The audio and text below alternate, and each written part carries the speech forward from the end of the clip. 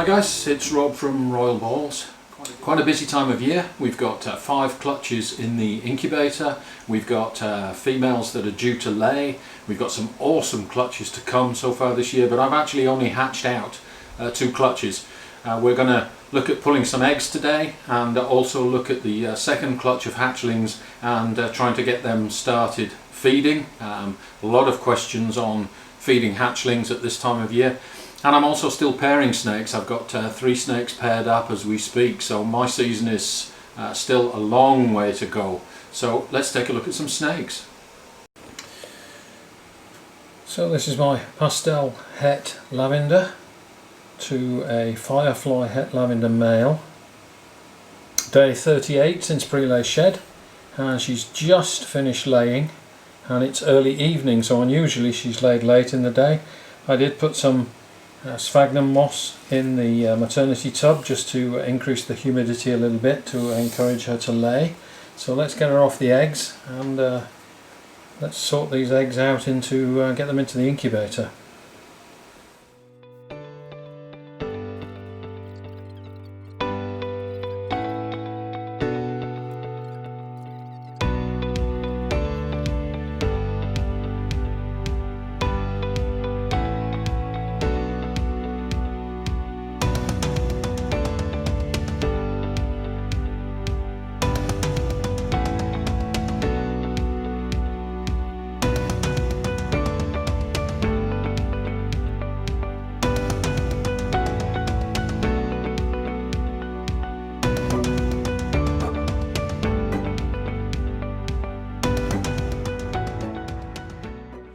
So here we go guys, my most anticipated clutch of the year. This is my pastel vanilla clown female paired to a fire clown male, and we are hoping to get some vanilla cream and vanilla scream clowns.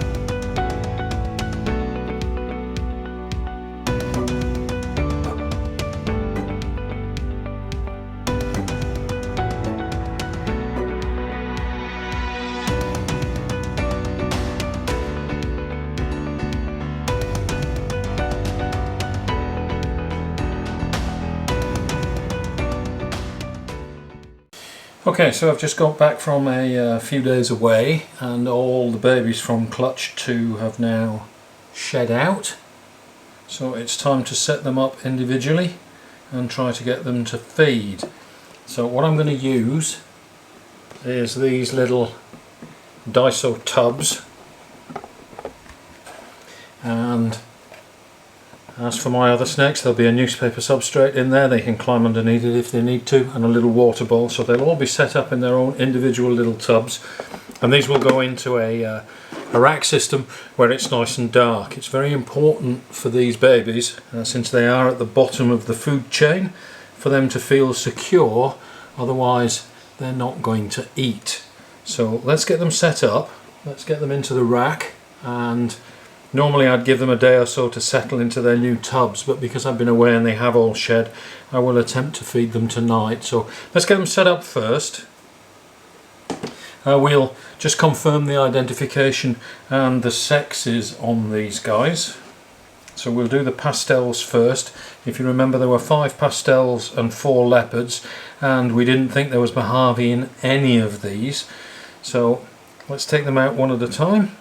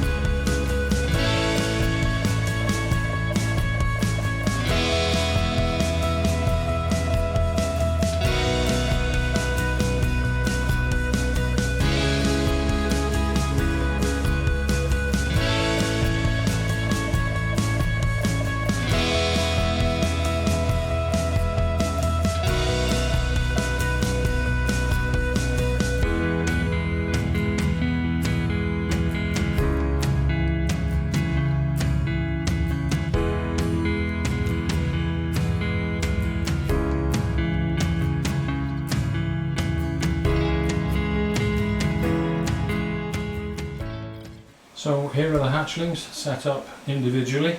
On the left hand side are my grow-ons, on the right hand side are the little Daiso shoe boxes, and there are 16 of them in the racks and one on the top with plenty of room for more. So that's my babies set up. It's early afternoon now, so we'll wait until this evening and we'll try and feed them for the first time. Okay, so here we are back again. It's evening time, it's dark outside, and I'm going to use for the first feed a fuzzy rat.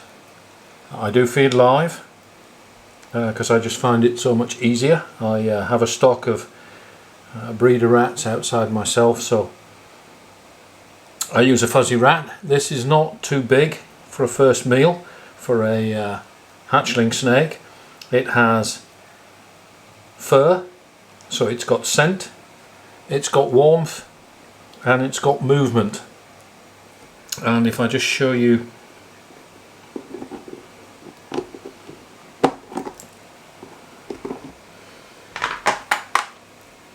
in comparison to the size of the baby snake, you probably think this is too big, but it's not.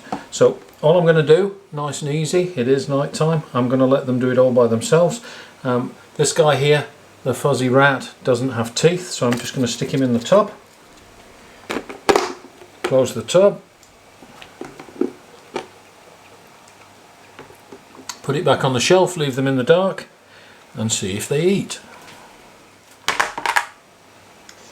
So every single hatchling gets one.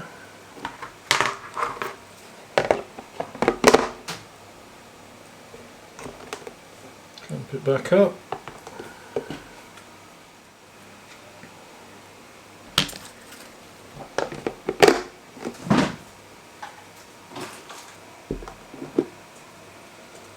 And we'll check these in an hour or two. But all those people that say that hatchling ball pythons need mice to start them off, they do not.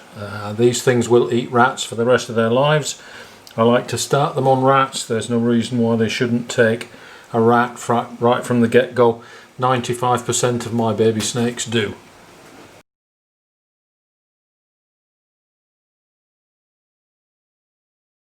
Okay, so here we are after the first week, and you'll see that this guy over here from clutch 2 ate the first time at the first attempt, and I put a little orange sticker on there to say that he's eaten. The other 8 hatchlings did not eat, and they've all just refused their second feeding. So what am I going to do? Well, the first thing I'm not going to do is to panic. I've done this many times before. The first clutch is in exactly the same rack and has been treated in exactly the same way, and they are all eating and growing, and we'll take a look at those in a moment. But this second clutch is a little bit slower to get going.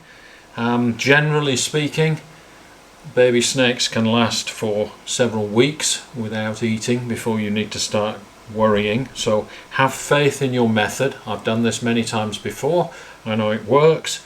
So I'm not going to panic. I'm not going to intervene. I'm not going to do anything. I'm just going to leave the snakes and offer food every 4 or 5 days and see if they start eating over the next 3 weeks. So the key here is to have confidence, to have faith, and don't panic. You're not going to kill your snakes overnight. Just because they don't eat the first time doesn't mean they're not going to eat.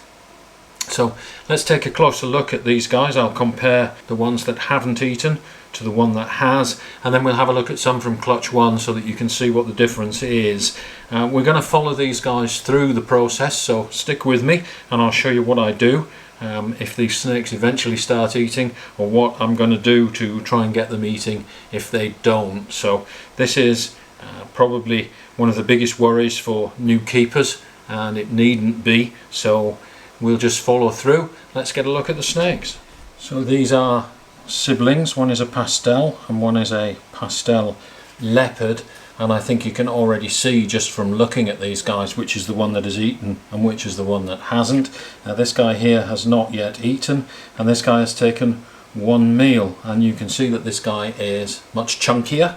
He's still digesting the meal and he's sitting nice and content, whereas the other guy is huffing and is still quite nervous, which is probably the reason that it hasn't eaten. So I'm not going to mess with them too much, but that's just a comparison of just one meal. So this guy ate straight away and all the rest of the snakes have not eaten yet, but you can see that the snake is still healthy, still strong, still quite active, and I have every confidence that it will eat if we're just patient. So no need to panic just yet.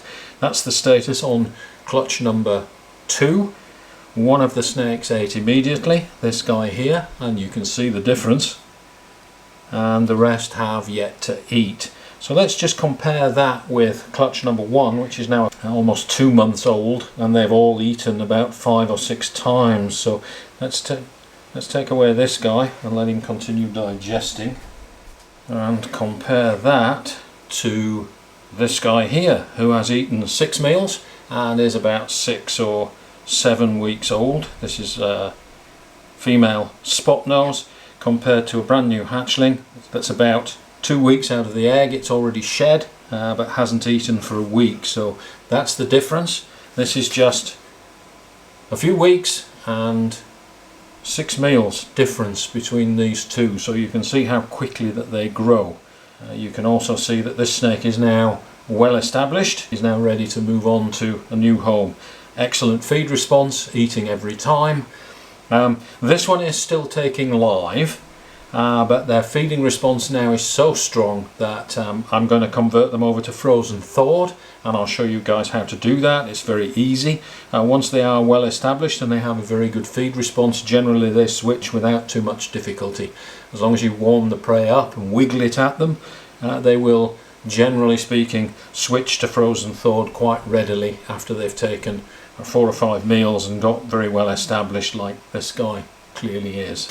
So let's just put this guy back in the rack with all the other snakes. These guys in clutch 2 are sitting on the shelf underneath clutch 1 in exactly the same rack under exactly the same conditions, and that's an advantage that as an experienced breeder that has done this before, that's an advantage that I have that possibly a new breeder with their first clutch of hatchlings wouldn't have. I know that my methods work. I have other snakes which are eating, so I know that my methods are working and I don't need to change anything. If it's your first clutch and you're a little bit in doubt, you need to perhaps consult with somebody that's done it before, just to make sure that you're not doing anything wrong. But above all else, have faith. Don't panic. These snakes are quite resilient. They will go several weeks without feeding. You don't need to worry. They will start eating in their own good time. So this guy here hasn't eaten for a week after it's shed, and it's refused food twice now. So we'll follow through in another week or so's time with another video just to show you how we're getting on, and if necessary I'll show you what I do to try to coax these guys into eating if they're still resisting.